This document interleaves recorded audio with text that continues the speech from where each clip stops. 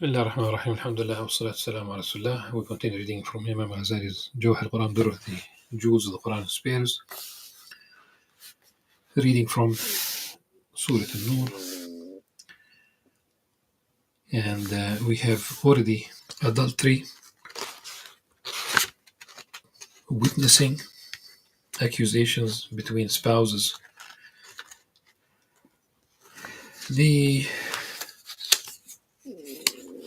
We shed light really on the larger context of what is prohibited so that people would not be in a situation where they could be vulnerable for adultery. Satan is always there. And we also covered the verses that speak about the event that is described as Hadith al-Ifk,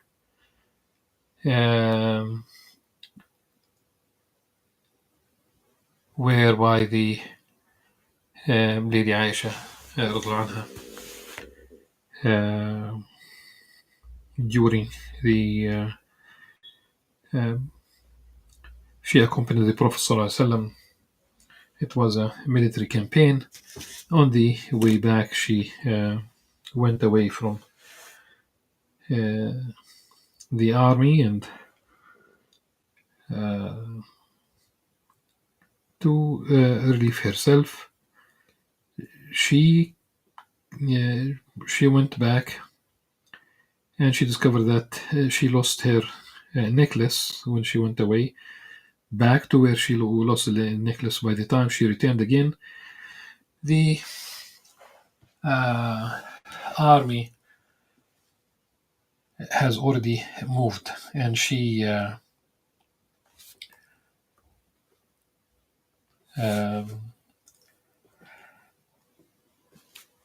simply went back to where they were, and she simply said to herself, and once they discovered that she was not with them,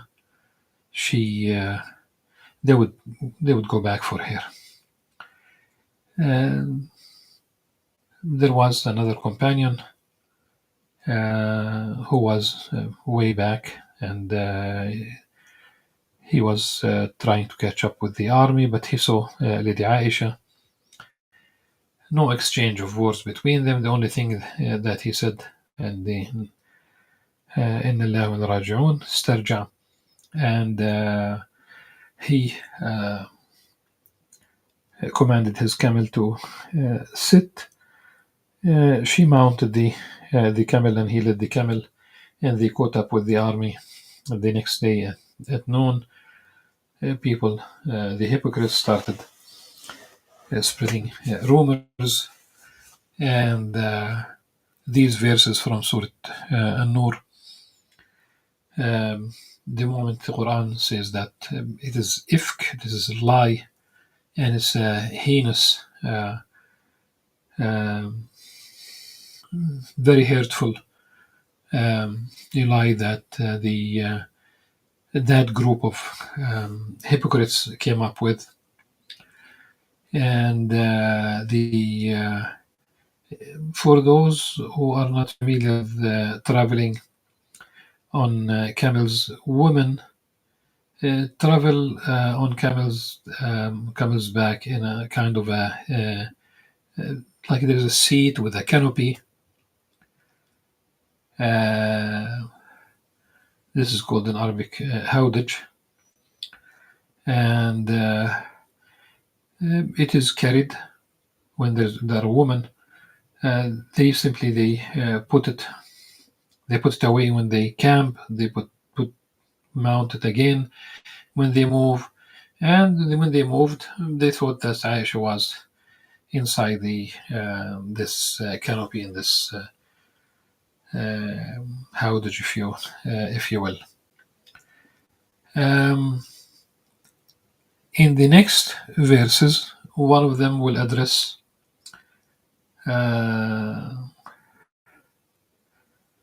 will address the what we have spoken about. This is the cousin of Abu Bakr as-Siddiq radhiyallahu anhu, Mustafa, whom he used to give charity. He was poor, but he contributed also to spreading the rumors, and Abu Bakr pledged that he will never give him charity again. We will come across the verse, verse 22, inshallah, in our reading. So let's read the first selection that Imam Ghazali selected in the context of Surah An-Nur. And that's basically 19 to 22. أعوذ بالله السميع العليم من الشيطان الرجيم بسم الله الرحمن الرحيم إن الذين يحبون أن تشيع الفاحشة في الذين آمنوا لهم عذاب أليم في الدنيا والآخرة والله يعلم وأنتم لا تعلمون. Indeed, those who love to see indecency spread among the believers will suffer a painful punishment.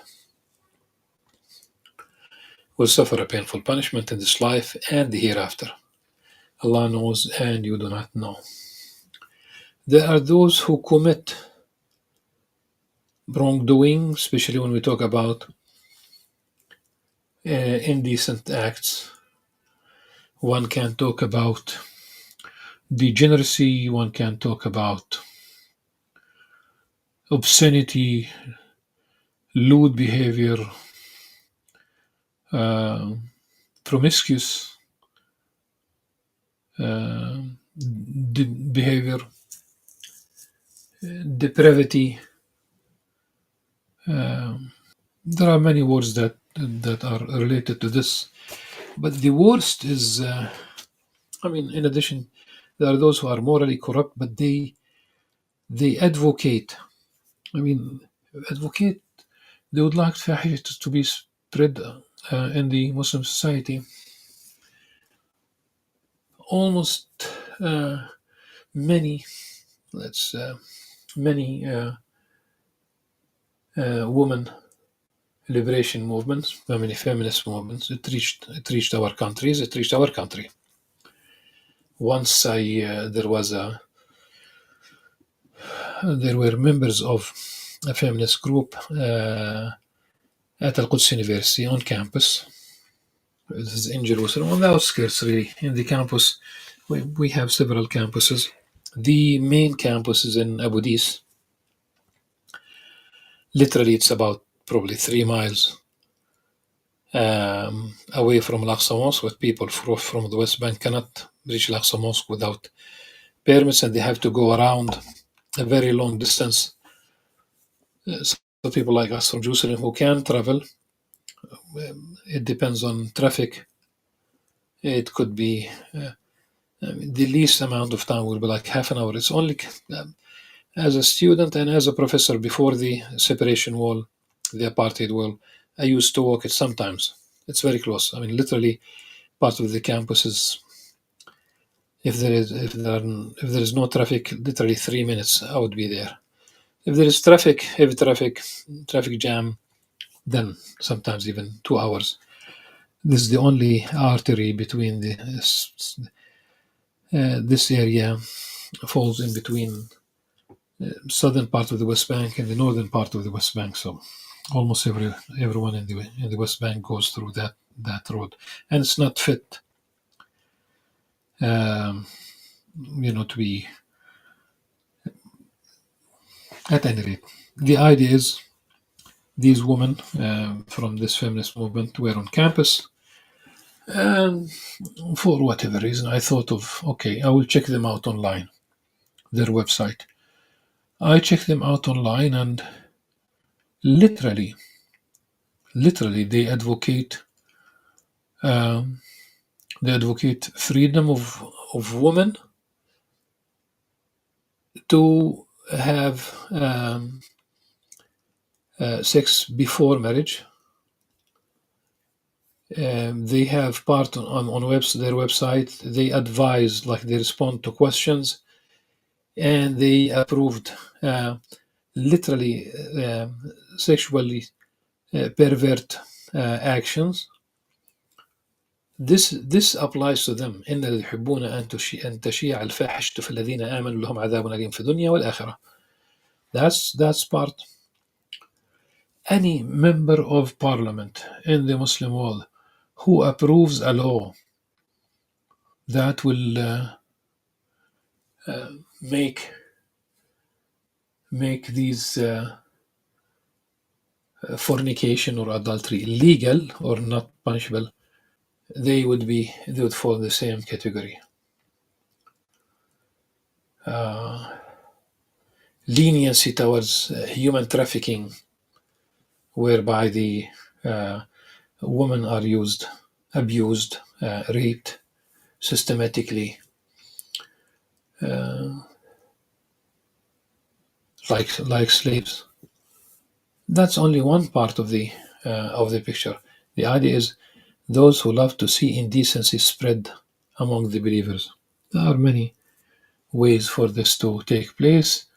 Legalizing things, maybe just simply a slap on the hand, or outright movement. Like today, you have the idea. A couple of decades ago, it was about women's rights, girls, the right to have sexual relations, the right to abortion, all these things. Today, it's about same-sex marriage. They would like this to be legal, approved. And I have listened to someone from Europe calling for stopping aid to any country in the South, including Arab and Muslim countries, if they do not recognize same-sex marriage. They do not really accept rights of gay, homosexual people. So they're tying down, assistance to these things. Well, the response should be not begging them. The response should be, inshallah, that we should stand on our feet and not need assistance from anyone on earth. Be independent, autonomous, strong. When people speak about the rise and fall of civilizations, when they speak about what could basically contribute to the downfall of a society one way or the other, some love to blame leaders, some blame the masses because they are the ones. And I thought, what would be the factor? What came to my mind, this is not a study. What came to my mind is weakness. And one might remember, المؤمن القوي خير من المؤمن الضعيف. A strong believer is better than a weak believer. Once it comes to spreading fahisha, they might fall into, so there's fornication, there's adultery, but also there is فساد في الأرض. إفساد, مفسد في الأرض. The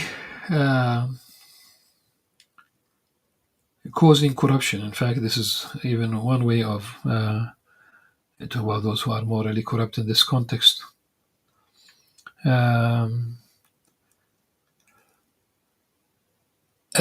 This is literally الذي يحبون أن تشيع الفاحشة. This category for those is those who would like to see fasad, corruption, moral corruption in the society. Their punishment is not small. It's a very severe punishment. فساد في الأرض. In fact, those who commit fornication, their punishment is severe, but not as severe as the one who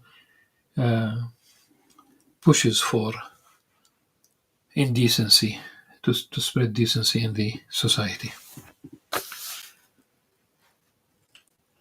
If it were not this would not have you'd have suffered had it not been for Allah's grace and mercy upon you. ولولا فضل الله عليكم ورحمته وأن الله رؤوف رحيم. And had Allah not been ever gracious, most merciful.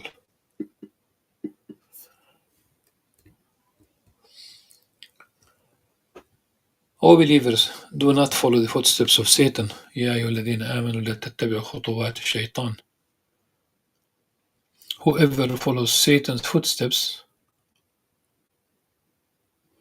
then let them know that he surely bids all to immorality and wickedness. ومن يتبع خطوات الشيطان فإنه يأمر بالفحشاء والمنكر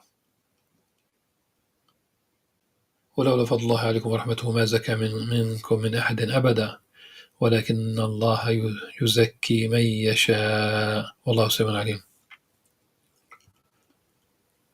So had it not been for Allah's grace and mercy upon you, none of you would have ever been purified. But Allah purifies whoever He wills, and Allah is all-hearing, all-knowing. Satan is part of the picture. The path to Allah subhanahu wa ta'ala, the path to the hereafter, the path, the straight path, the path that embodies the Islamic theology, Islamic ethics, Islamic law, Islamic spirituality. All the good things are on one path, but there are many other paths parallel to it, trying to mislead the people. It might have been communism at one point, it could be socialism, I'm talking about the idea, it could be a combination of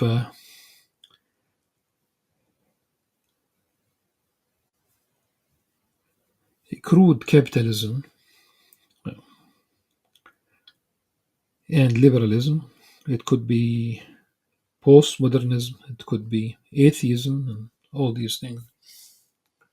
Many things could take away people from the straight path. So Satan is part of the picture. Do not follow the footsteps of Satan. You have an inner voice. Satan does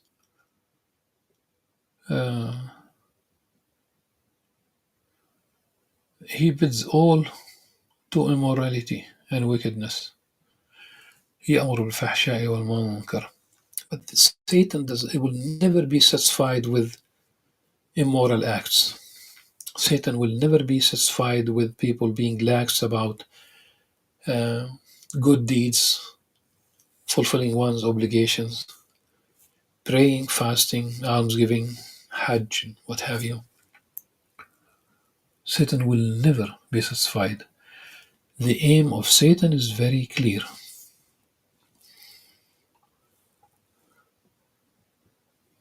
كمثل الشيطان إذ قال الإنسان اكفر فلما كفر قال إني بريء منك إني أخاف الله رب العالمين. Satan would advocate ultimately disbelief in Allah subhanahu wa ta'ala. But once the human being reaches that stage and does disbelieve, Satan will disown this. He leads him, leads her, he leads him and then disowns the same person. Satan declares, I fear God. Satan knows Allah subhanahu wa ta'ala. It's an amazing story how he fell the test. And now the verse that addresses the context for revelation was Abu Bakr as-Siddiq not wanting to give his cousin any more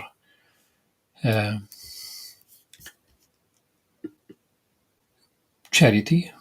So he used to support him. He used to support Mustafa ibn Athath for taking part of in these rumors and spreading against Aisha.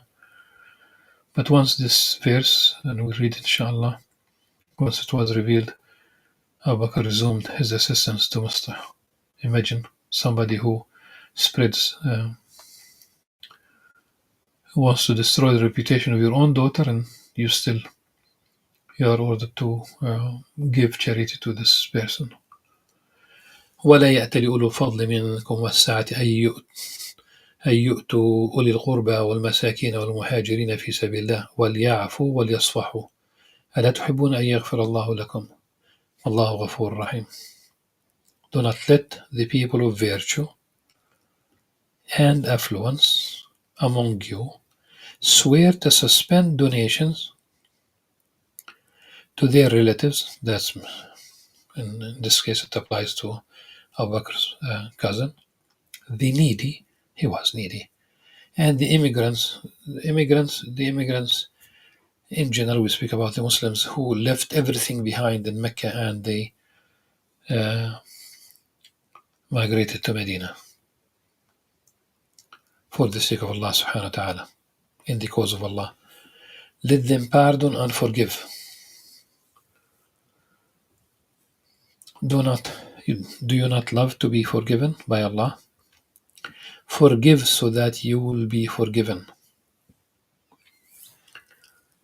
Don't hold grudges.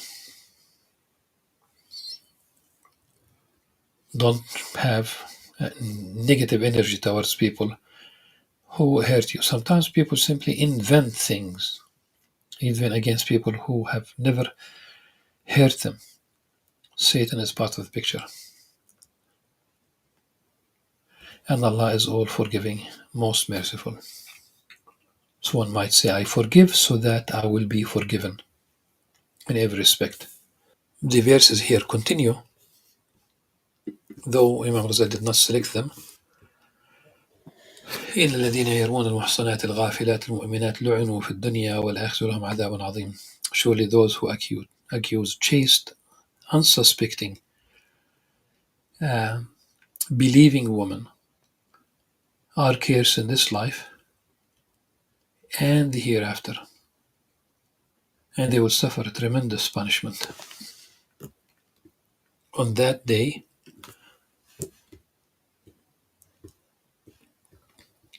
يوم تشهد عليهم ألسنتهم وأيديهم وأرجلهم بما كانوا يعملون. On that day, their tongues, hands, and feet will testify against them for what they used to do. On that day, يومئذ يوفيهم الله دينهم الحق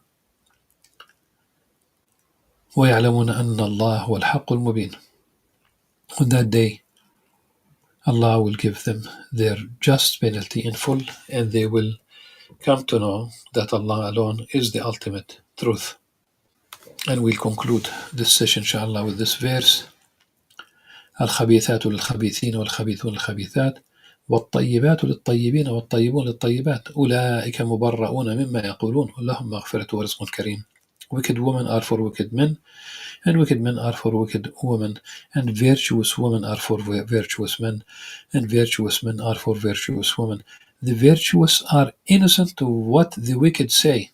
So this concludes the whole, the innocence, the declaration of Aisha's innocence has been confirmed in more than one way. They will have forgiveness, the virtuous.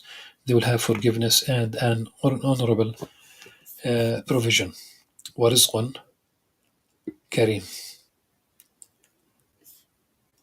So this, the passage declares the innocence of Aisha anha, the Prophet's wife. Suffice, inshallah, for this session. We'll continue in the next one.